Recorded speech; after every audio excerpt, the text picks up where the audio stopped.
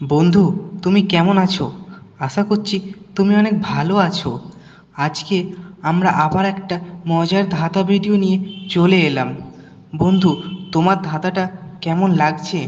ভালো লাগলে চ্যানেলটা সাবস্ক্রাইব করে পাশে থাকবে। আমি জানি তুমি পাশে থাকবে, তাই তোমাকে অসংখ্য ধন্যবাদ।